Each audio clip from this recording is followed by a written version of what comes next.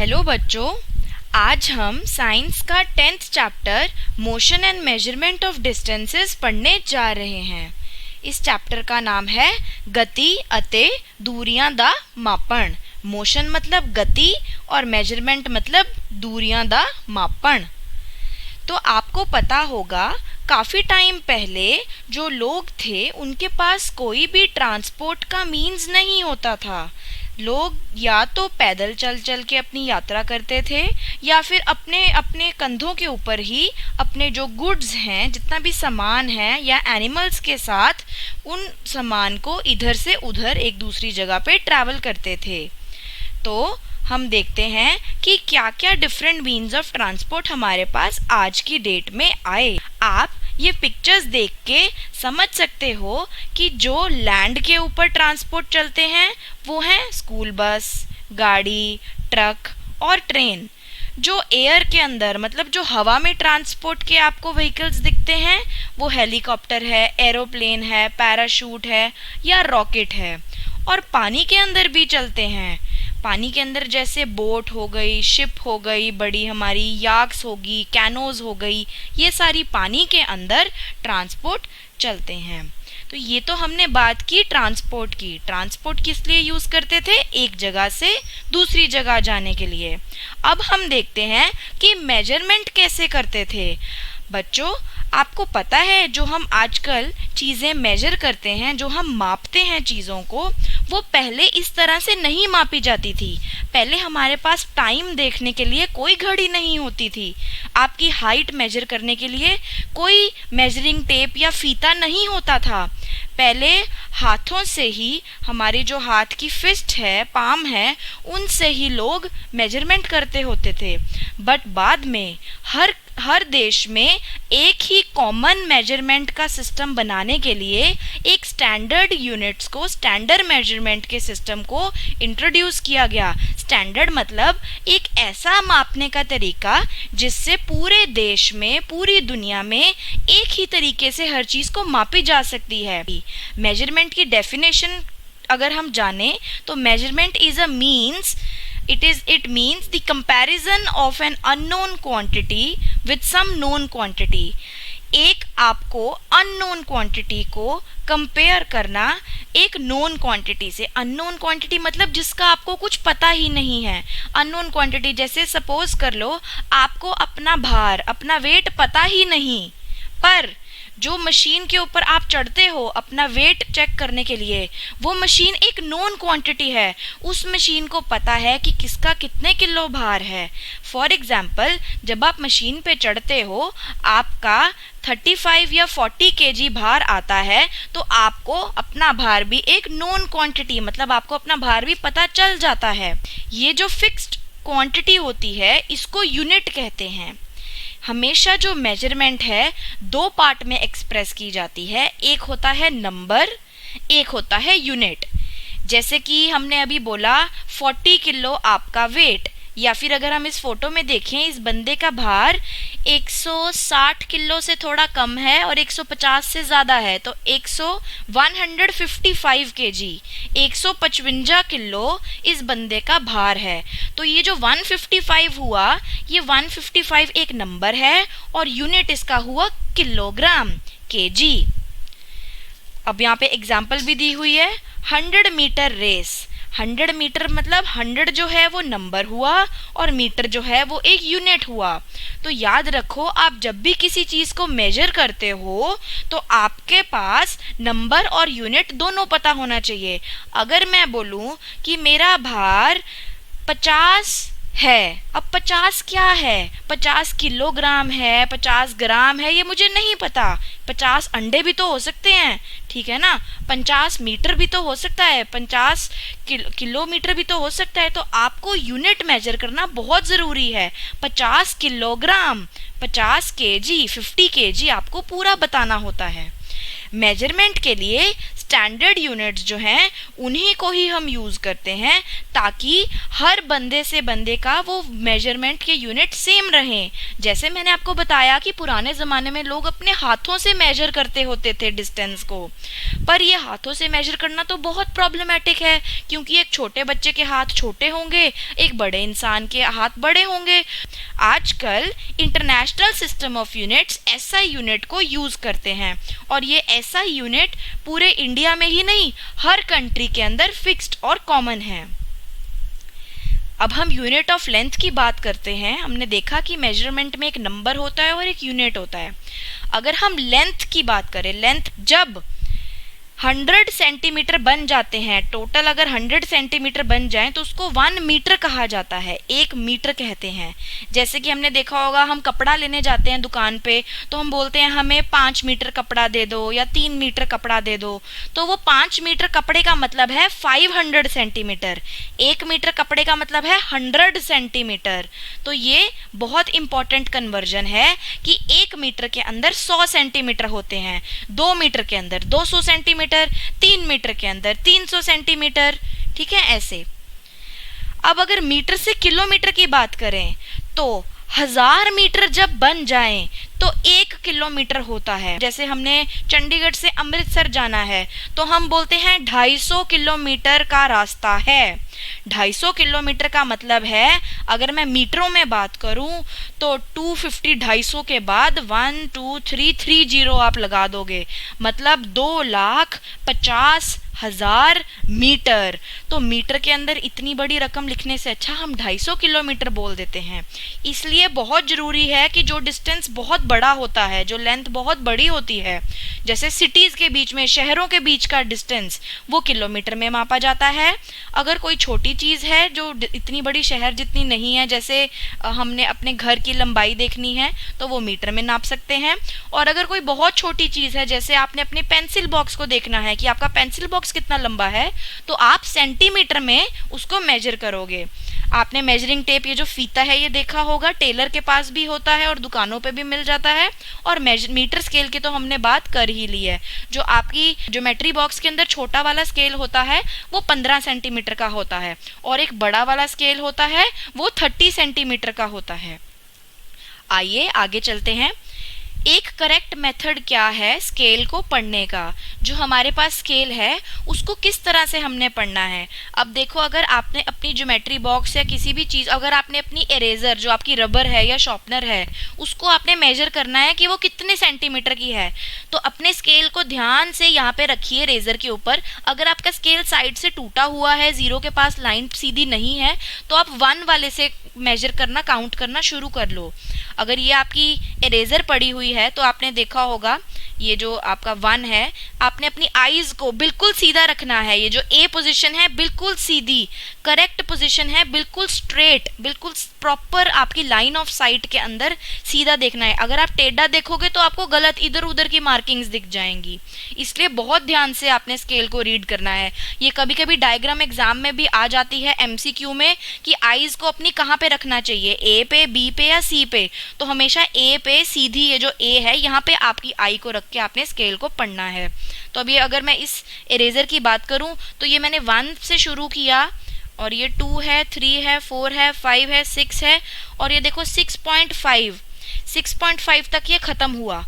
But बच्चों अब ध्यान रखें, अगर मैं पूछूं कि इसकी लेंथ कितनी है तो ये 6.5 लेंथ नहीं हुई। इनफैक्ट ये 6.5 से थोड़ा ज़्यादा है, 6.6, 6.7 है।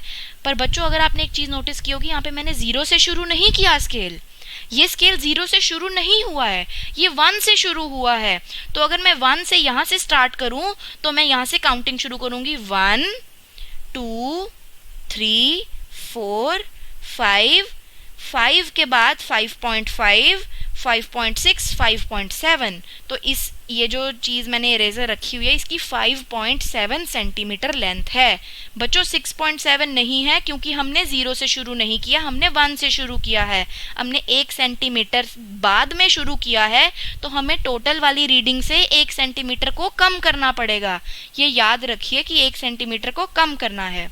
इसका क्वेश्चन भी आपकी बुक में है जो हम बाद में डिस्कस करेंगे। अब हम बात करते हैं मोशन की। मोशन की डेफिनेशन है change in the position of an object with time. एक ऑब्जेक्ट की पोजीशन चेंज होना, जैसे कि एक पंछी है वो उड़ता है तो टाइम के साथ साथ उसकी जो पोजीशन है, जो उसकी जगह है, वो चेंज होती जाती है, ये एक मोशन है।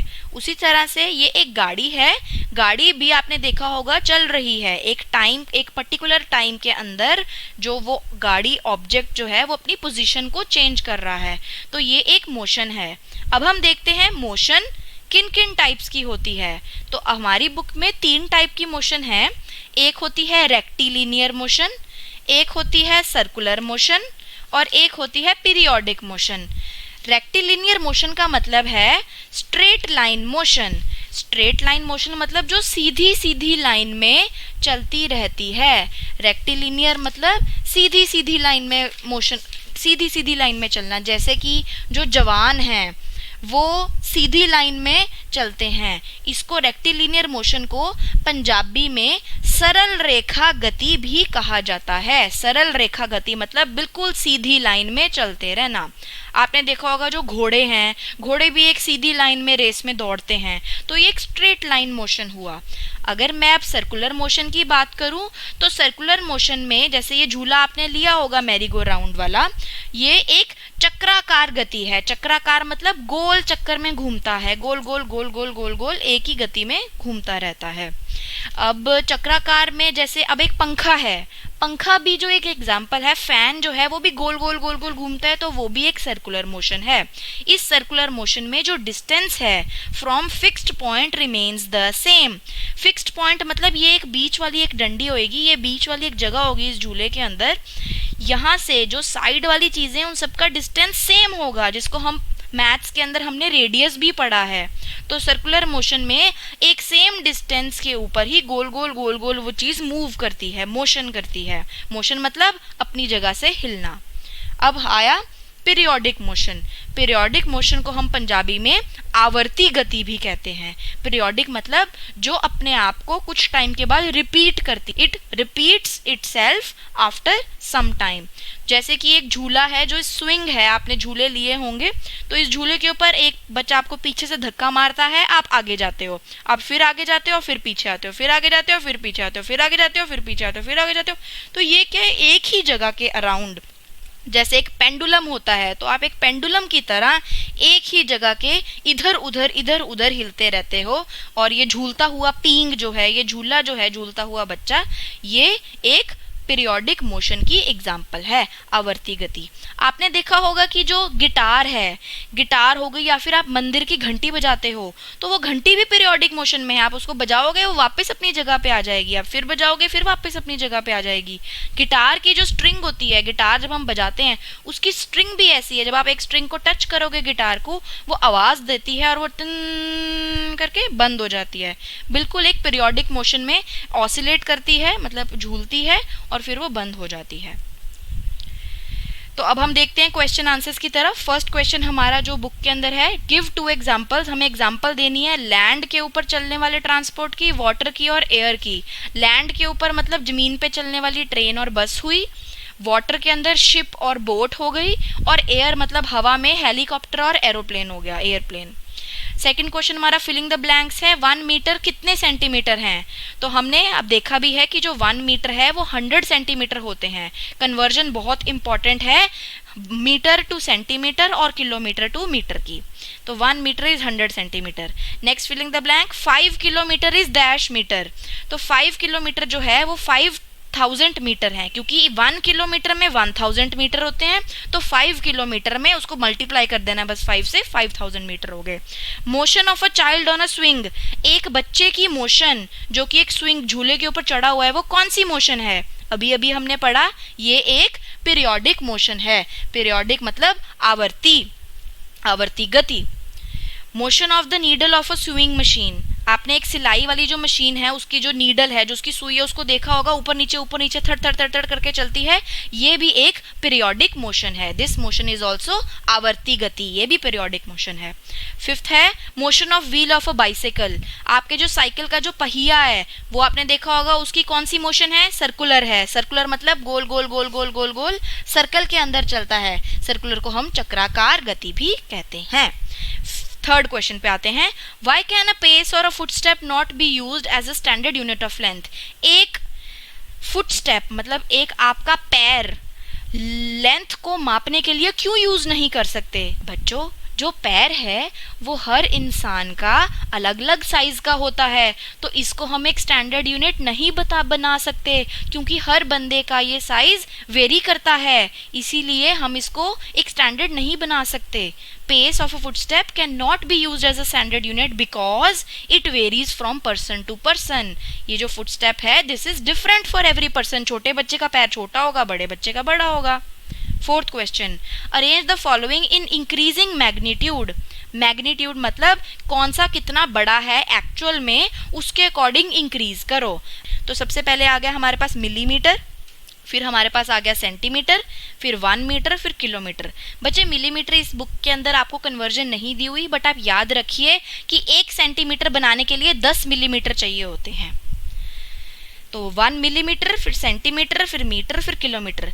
ये मिलीमीटर आपको ऐसे भी याद रखना चाहिए कि एक बॉलीवुड की मूवी आई थी, उस मूवी के अंदर एक छोटे से इंसान का नाम मिलीमीटर रखा हुआ था। काफ़ी फनी था वो। तो मिलीमीटर उस इंसान को इसलिए बोलते थे क्योंकि वो बहुत छोटा था। तो मिलीमीटर सबसे छोटा है, फिर सेंटीमीटर आता है, फिर मीटर आता है, फिर किलोमीटर आता है।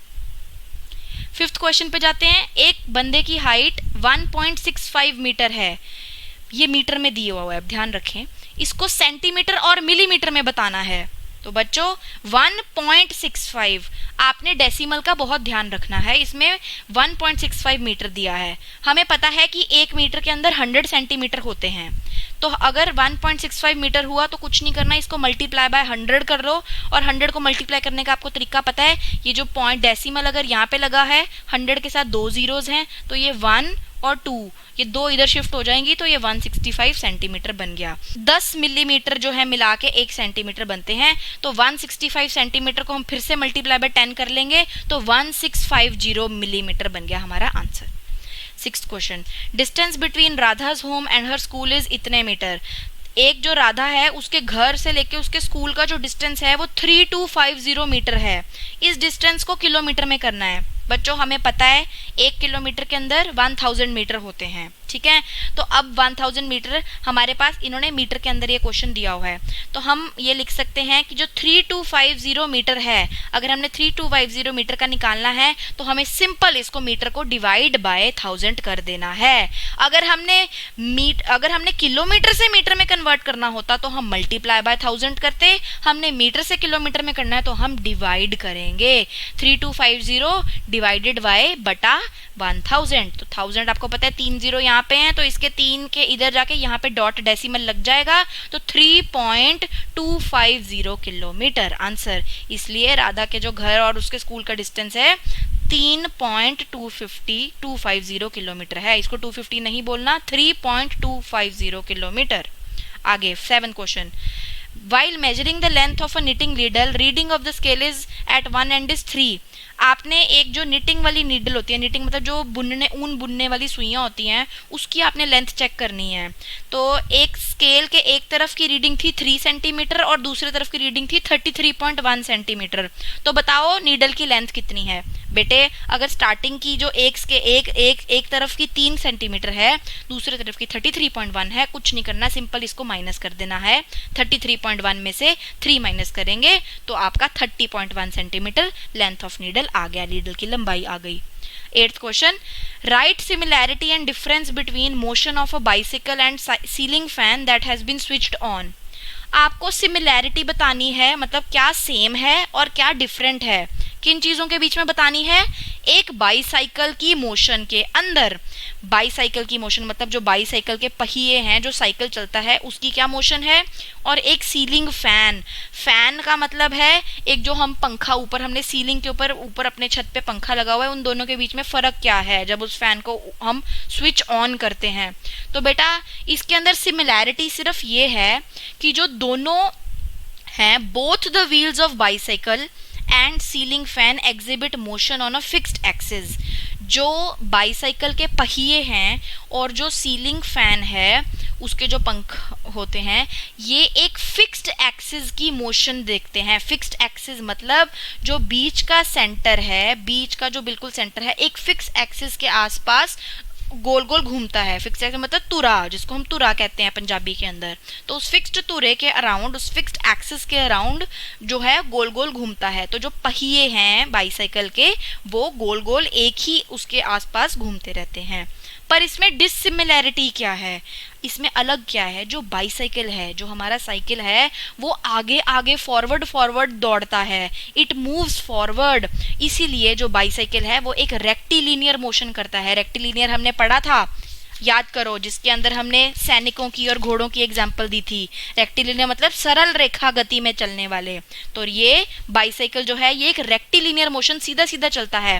पर जो फैन है वो सीधा नहीं चलता, वो बस गोल गोल गोल गोल चक्राकार गति में चलता रहता है, सर्कुलेटरी मोशन में चलता रहता है। अब हम 9th क्वेश्चन में आए तो आप why could you not use an elastic measuring tape to measure distance. आप डिस्टेंस जो है उसको मेजर करने के लिए इलास्टिक की मेजरिंग टेप क्यों नहीं यूज कर सकते?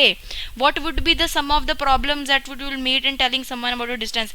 एक इलास्टिक टेप, बेटे जो इलास्टिक है उस टेप को आप नहीं यूज कर सकते। टेप हमेशा सीधी होनी चाहिए, क्योंकि इलास्टिक का आपको पता है वो खींचता चला जाएगा, खींचता चला जाएगा, खींचता चला जाएगा। जब भी उसको स्ट्रेच करोगे, जितनी उस पर फोर्स लगाओगे इलास्टिक की टेप के ऊपर, उतना वो आगे फैलता रहेगा। इसलिए इसका आंसर है एक elastic tape gives incorrect length of the distance between point.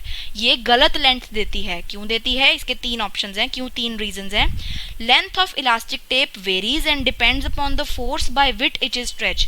जो लेंथ है, मैंने बताया जितनी फोर्स लगाओगे उतनी ज्यादा इलास्टिक टेप लंबी होती जाएगी। तो इसलिए जो लेंथ है ये वेरी करती है। दूसरा इसका रीजन है मेजरमेंट वुड वेरी बिटवीन 2 और 3 readings even man measured by the same person and by same elastic tape. अगर एक ही बंदा एक ही इलास्टिक टेप से मेजरमेंट ले रहा है तो चाहे वो 3 रीडिंग ले ले, तीनों में अलग अलग आएंगी। क्यों? क्योंकि तीनों बार अलग अलग फोर्स लगी होगी, 3 अलग अलग रीडिंग आएगी, कोई सही होएगी ही नहीं, एक गलत रीडिंग देगी वो। Measurement would also very if different persons measure the same distance. अगर अलग अलग लोग एक ही डिस्टेंस मेजर करेंगे तो भी मेजरमेंट अलग अलग गलत आएगी। इसलिए इलास्टिक की मेजरिंग टेप नहीं यूज करनी, इलास्टिक नहीं कुछ भी यूज कर सकते आप। 10th पे आते हैं। Give 2 example of periodic motion. अभी अभी हमने पीरियोडिक मोशन की पढ़ी थी, जिसको हम पेंडुलम की एग्जाम्पल हमने दी थी आवर्ती गति वाले। तो oscillations of a pendulum, pendulum का बिल्कुल गति में जो है जो इधर उधर हिलता है, ऑसिलेशन पेंडुलम की गति। और दूसरा है motion of swing and motion of earth around the sun. Swing मतलब झूले की मोशन, जो झूला बच्चा आगे पीछे करता है वो भी पीरियोडिक मोशन है। और motion of earth around the sun, बच्चों अर्थ जो है हमारी जो धरती है वो सूरज के आसपास आपको पता है घूमती है, और 365 डेज में 365 दिनों में वो एक पूरा चक्कर लगाती है, जिसको हम एक साल बोलते हैं।